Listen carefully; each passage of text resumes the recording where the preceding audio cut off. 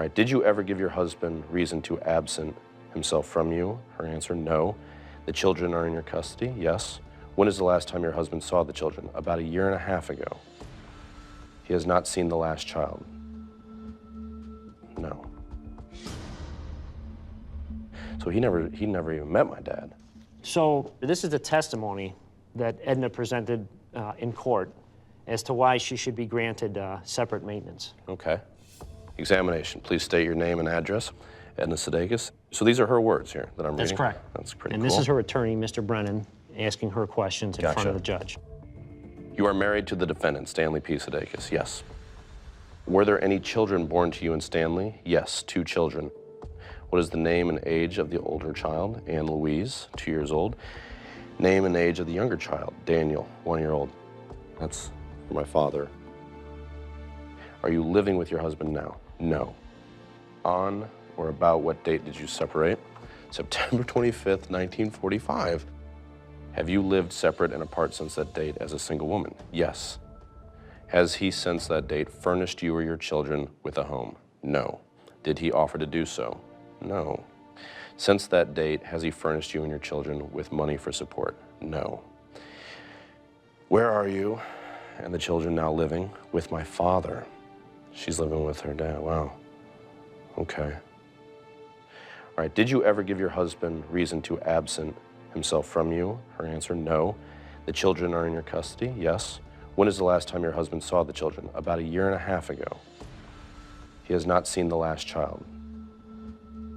No. So he never even met my dad. Not according to the court record. Up to this point. That's right. That's heavy duty. I mean, it feels like if it's not surprising if she's asking for the separation, assuming that she didn't let him see the children. That's true. But then also given his actions here, it's also not surprising that maybe he didn't make the effort either. What does the husband earn? He refuses to work. All right.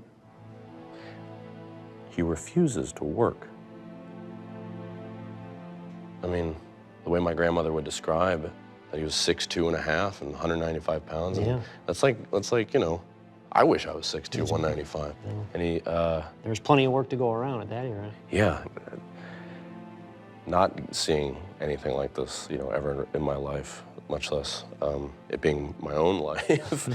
You know, it seems pretty cut and dry, and yet it's still an unusual case. Yeah. I agree. Yeah. Yeah. Jason Sudeikis is in Chicago, having just learned that his grandfather Stanley abandoned Jason's father. Jason is meeting again with genealogist Gene Bloom. Gene's found a coroner's inquest, which I'm hoping will give me more details about my grandfather's premature death. I'm also curious to see if the inquest will tell me about this Ann Pukel, the woman Stanley seemed to be living with at the same time as his death. You know, who was she to him? Gene wanted me to meet her at the corner of 50th and Honore, and I'm not sure why.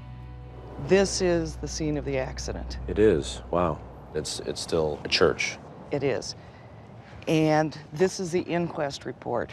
Okay. There's a lot of details and personal information in here. That's something you'll want to read by yourself. Okay. Okay. Thank you.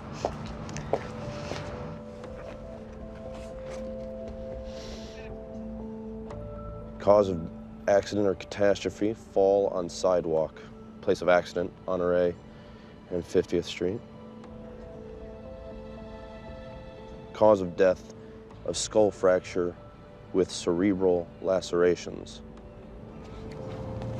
All right, looks like I have here the sworn testimony of Ann Pukel. How are you related to Stanley Sudeikis? My cousin. Okay. So that's good. That's better than other alternatives, that assumptions I had made about Miss Pukel. When did you last see your cousin alive? She says, I think it was about 2 weeks ago. He came for a shirt. How was he at that time, would you say, mentally, physically, and so forth? Well, most of the time he was under the influence of liquor. He wasn't staggering that time. The officer that found Stanley, This is his testimony. There were some cement steps to a church, and it was possible that the man was intoxicated and stumbled and hit his head on the steps. We contacted his wife, and we asked her to attend the inquest, and she stated that she wanted nothing to do with it, that she had been legally separated for 3 years.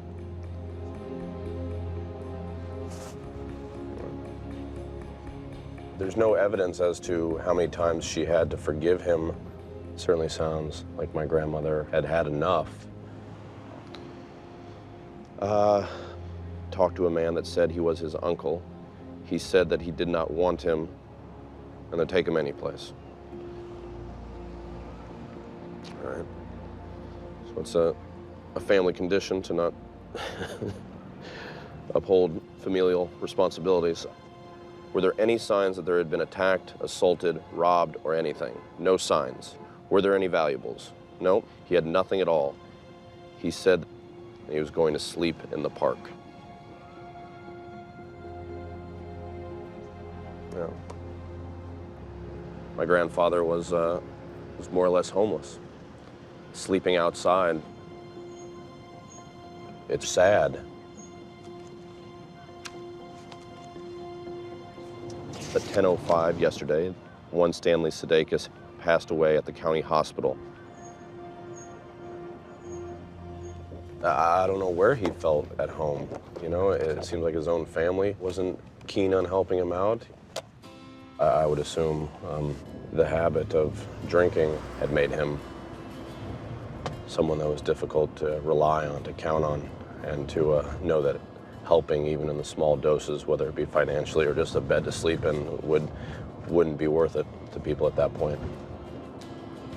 He went from being, you know, a guy making bad decisions consciously to today, you sort of realize, oh, he was in bad shape. It makes me feel, you know, sorry for him more than angry at him.